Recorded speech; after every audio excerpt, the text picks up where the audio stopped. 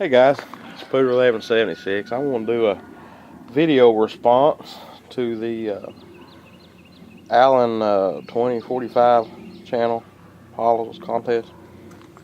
I really don't understand why I wasn't a subscriber of yours, because about half the people subscribe to me and half the people I'm subscribed to is subscribed to your channel. So I went ahead and subscribed to you. I browsed over your videos and kind of like what you put out, and I'm looking forward to watching them all. But you want a funny story. Well, I was watching all these videos and they was telling funny stories for Paula, and I just started jotting down a few. I come up with like 15 or 20 in like a 5-minute time span. And it being the Christmas season, I'm going to tell a Christmas story. About 10 years ago, I had a grandfather that was in intensive care. He was, they was giving him up to die. His kidneys was failing. And, it was just a matter of hours that he was going to pass away. Well, I had worked that day, and I had the next day scheduled off for the holiday. This was the day before Christmas Eve. And I had the next day scheduled off. My mom hadn't left the hospital in like 6 days. So I went up there, me and my sister did. She was off too. So we went up there and told Mom to go home and get some rest, that we would stay. If anything happened, we would call her. Her being pretty tired, she didn't argue too much about it. And then my mom's sister, she has like 5 sisters. And one of my cousins, he was off the next day also. The next day being Christmas Eve, he worked for a coal company, and they have like a whole week off.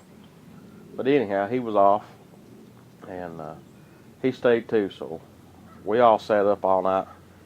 They would only let you go back like every 2 or 3 hours and see how he was doing for like 5 or 10 minutes. Well, somehow my grandpa, he pulled through.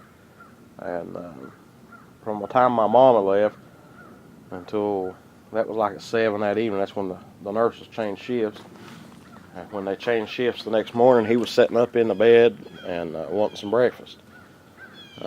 His kidneys had started working again. I really don't know how, because he was on death's door. But he pulled through.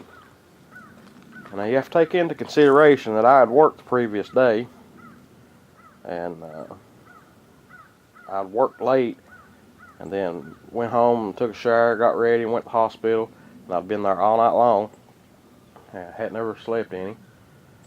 We kind of just sat up talking about old times when we was kids. And the next morning, we decided, that we was going to go home and try to get some rest, because we was having like a Christmas dinner. We was going to meet at the hospital, and then we was going to go out and get us something to eat, all the family. So me and my sister and my cousin, we stopped at a McDonald's. It was probably 5 minutes from the hospital. Got us some breakfast. So I go home, and where I lived at the time, it was, a little old quiet road. Nobody ever bothered anybody. And I forgot to lock my front door. Well, I went to bed. And if you ever go to bed on a full stomach, you have crazy dreams. And I was dreaming this dream that somebody was chasing me and trying to kill me. And for some reason, I woke up and I felt something pulling on my foot. And I looked at my foot, and there was a head. It was a person's head, and I couldn't recognize whose head it was. And they're laughing at me. So I look up, and standing in my bedroom doorway is a full-size human Santa Claus. And what it was a couple of guys I work with had dressed up. They was working that day, didn't have much going on, so they was just cutting up all day, celebrating, And one of them had dressed up in a Santa Claus suit, broke into my house while I was asleep, dreaming that someone was trying to kill me. And I proceeded to cuss a whole lot. I was trying to climb through the roof. I didn't know what was going on. I was confused, you know. And I was trying to kick that head that was at the foot of my bed. Well, I couldn't recognize who it was, but it was my best friend. We worked together at the time. And he was laughing so hard that he laid over on the floor laughing. And I'm pretty confident that if I'd have had a pistol beside my bed, I would have killed both of them. But it was just one of those things. I mean, you just have to be there to really understand how funny this was. I would have won $10,000 if we'd had a video camera. So, you know, I was off work that day. They seen my truck in the driveway. They knew I'd been out all night. And they stopped in there and the door was unlocked. So they just walked on in. They'd been there 100 times before, you know. We would stop there and eat lunch. Sometimes we was out working. And so they leave. They get their laugh. And yeah, that's a good one, guys. So they leave. They go back to work. This boy never takes his Santa Claus suit off. And he goes back to the shop where we worked out of. And he's telling everybody this, dressed up like Santa Claus. Well, the boss, it just so happens to be sitting in his office, you know, out of sight from these guys. And here's all this. Well, the boy that wore the Santa Claus suit was still on probation. He hadn't been there about 2 months. And he was on probation. After 3 months, the probation's dropped, you know, and you become a full-time employee. Well, he got an extra 3 months probation out of that.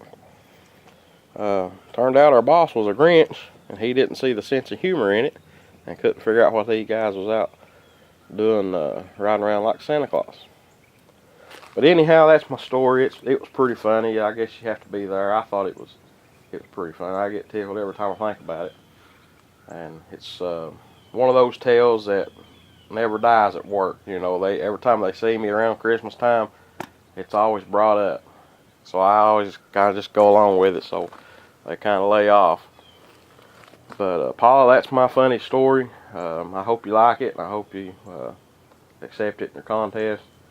I really enjoy looking over your channel and checking all your videos out. And guys, thanks for watching.